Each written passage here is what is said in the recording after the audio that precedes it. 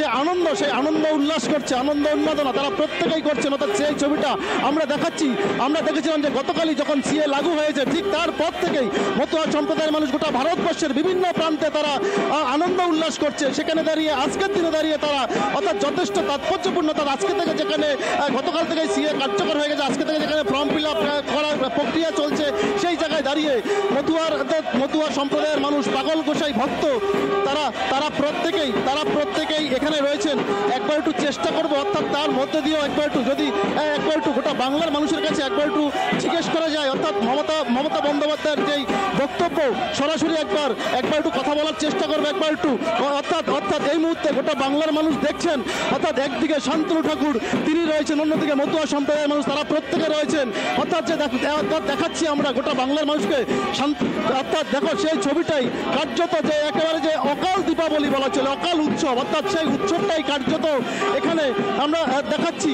একবার একটু কথা বলার চেষ্টা করবো। অর্থাৎ বুঝতেই পারছো এই মুহূর্তে দাঁড়িয়ে, অর্থাৎ যে মতুয়া পাগল গোসাই তারা প্রত্যেকে রয়েছেন।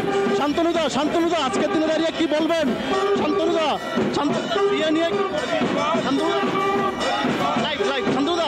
শান্তনুদা বাংলার মানুষ শান্তনুদা বাংলার মানুষ দর্শকদের মাধ্যমে, রিপাবলিক বাংলার মাধ্যমে বাংলার মানুষের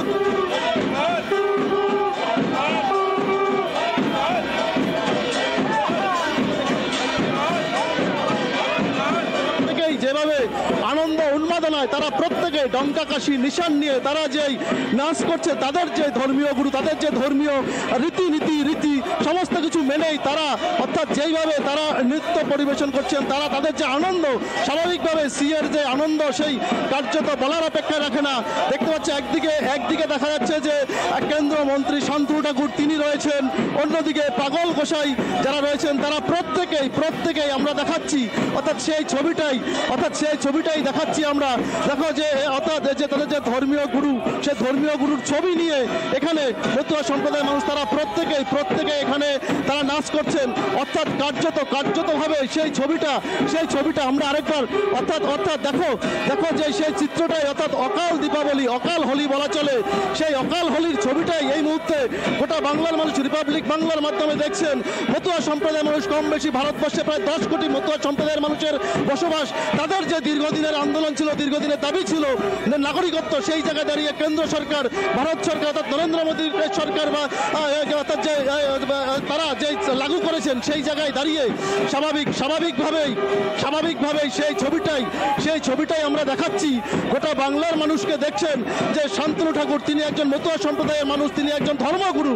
ঠিক ধর্মগুরুর সামনেই তার যে মতুয়া পাগল গোসাইদের যে দল রয়েছে, সেই দল তারা তাদের যে ধর্মীয় রীতিনীতি সমস্ত কিছু তারা মানছেন স্বাভাবিকভাবেই। অর্থাৎ সেই ছবিটাই গোটা বাংলার মানুষ দেখছেন। অর্থাৎ একদিকে যেমন আমরা দেখেছিলাম যে মমতা বন্দ্যোপাধ্যায় একের পর এক এই সিএ নিয়ে একের পর এক হাবড়ার মঞ্চে দাঁড়িয়ে বিরোধিতা করছিলেন, অন্যদিকে ঠিক তার উল্টো চিত্র দেখা যাচ্ছে ঠাকুরনগর ঠাকুরবাড়ি, অর্থাৎ যে মতুয়ার যে পীঠস্থান, এই যে সেই ঠাকুরনগর ঠাকুরবাড়ি, সেই জায়গায় দাঁড়িয়ে মতুয়া সম্প্রদায়ের মানুষ তারা সিএতে যথেষ্ট খুশি, তারা যথেষ্ট আনন্দ উন্মাদনা তাদের মধ্যে, যে আজকের দিনে দাঁড়িয়ে তারা এই স্বাধীন ভারতবর্ষে তারা যে স্বাধীন নাগরিক, তারা একজন ভারতীয়। আমরা সকাল থেকে দেখিয়েছিলাম বিভিন্ন মতুয়া সম্প্রদায়ের মানুষ তারা বলছিলেন তারা দীর্ঘদিন ধরে তারা একটা সমস্যার মধ্যে ছিলেন, তারা বুক ফুলে বলতে পারছিলেন না যে তারা ভারতবর্ষের নাগরিক। সেই জায়গায় দাঁড়িয়ে আজকের দিনে দাঁড়িয়ে আরেকবার একটু চেষ্টা করব যদি কেন্দ্রমন্ত্রী তথা এই মতুয়া ধর্মগুরু শান্তনু ঠাকুরের সঙ্গে একটু কথা বলা সম্ভব হয়। অর্থাৎ সেখানে দাঁড়িয়ে শান্তনু দাস সিএ নিয়ে কিছু বলবেন?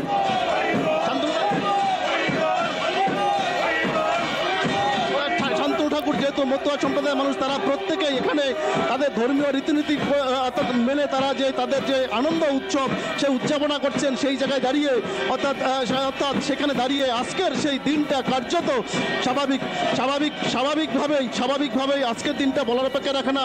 আরেকবার একটু চেষ্টা করবো একবার একটু যদি সম্ভব হয় একটু শান্তনু ঠাকুরের সঙ্গে কথা বলার, গোটা বাংলার মানুষের জন্য একবার একটু যদি কথা বলা যায়।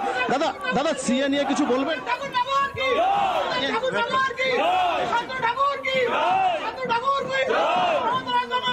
কোনো কথাই শুনতে পারে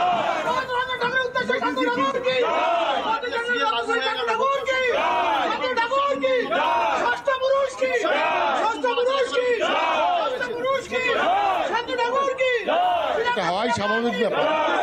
সারা ভারতবর্ষ জুড়ে হচ্ছে এবং সারা ভারতবর্ষ জুড়ে এটা আগামী 1 মাস 2 মাস 3 মাস ধরে চলবে। মমতা বন্দ্যোপাধ্যায় তো বলছেন সিএ হতে এক কথা বারে বারে কি বলবো? উনি কে সিএ হতে না দেওয়ার? উনি কে সেটা আগে বুঝতে হবে, তাই না? থাক, থাক। এত এত মতুয়ারা তাদের যে দীর্ঘদিনের আন্দোলন ছিল, দাবি ছিল, সেটা তো পূরণ করলো কেন্দ্র সরকার। মমতা বন্দ্যোপাধ্যায় বলছেন শুধুমাত্র ভোটের জন্য এটা করা হলো। উনি কি বলছেন তার কোনো জবাব আমি দেব না। উনি ভোটে জবাব পাবেন। 42টা সিটে জবাব পাবেন। বলছেন বড় মা যখন বেঁচে ছিলেন তখনও আপনারা কিছু করেননি, মমতা বন্দ্যোপাধ্যায় করেছেন।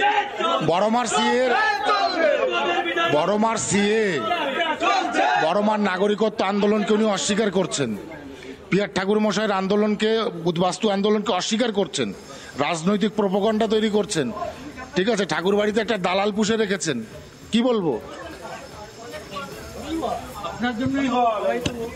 অর্থাৎ একেবারে সরাসরি পাল্টা পরিষ্কার ভাষায় শান্তনু ঠাকুর তিনি বললেন যে মমতা বন্দ্যোপাধ্যায়ের কথার কোনো উত্তর তিনি দেবেন না। তার কারণ মমতা বন্দ্যোপাধ্যায় যদি প্রকৃতই তিনি যেই জায়গায় বলছেন যে সিএ নিয়ে কথা বলতে গেলে জাহাজ প্রতিমন্ত্রী তিনি কি বললেন আমরা শুনলাম। ধন্যবাদ। ঠাকুরনগর থেকে সরাসরি আমাদের সঙ্গে ছিলেন আমাদের প্রতিনিধি টিটপ বিশ্বাস।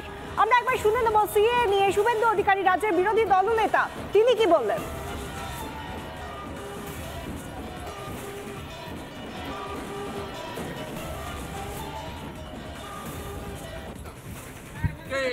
তার নাগরিকত্ব চলে গেছে, একটা উদাহরণ যদি দিতে পারেন আমি এখান থেকে নাকখত দিয়ে মানিকতলা অব্দি চলে যাব।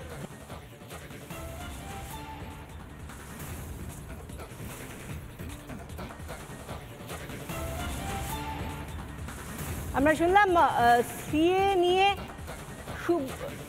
শুভেন্দু অধিকারী কি বললেন সেটা আমরা শুনলাম, কিন্তু এর পাশাপাশি আমরা শুনে নেব অভিজিৎ গাঙ্গুলি, বিজেপি নেতা অভিজিৎ গাঙ্গুলি তিনি সিএ নিয়ে কি বলছেন শুনুন।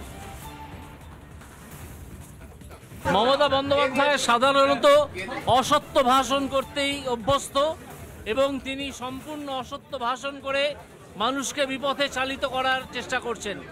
মমতা বন্দ্যোপাধ্যায়ের এখানে কিছু করার নেই, মানুষ বুঝে নেবেন যে মানুষকে কি করতে হবে।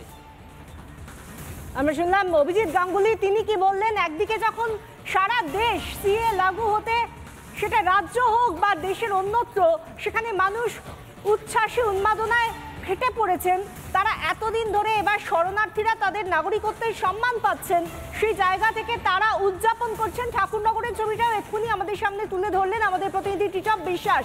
এবং এই কথাগুলোই যখন বলা হচ্ছে এবং সাধারণ মানুষ যখন উৎসাহে উদ্দীপনায় ফুটছেন, সেই সময় দাঁড়িয়ে হাবড়ার সরকারি সভা থেকে মুখ্যমন্ত্রী মমতা বন্দ্যোপাধ্যায় তিনি কোথাও গিয়ে সিএএ এবং এনআরসি সমস্ত কিছু মিলিয়ে মিশিয়ে একাকার করে ফেলছেন এবং মানুষকে ভয় দেখাচ্ছেন যে ভোটের আগে শুধুমাত্র বাউতা। সব মিলিয়ে মমতা বন্দ্যোপাধ্যায় ভয় দেখিয়ে কি বলছেন শুনুন।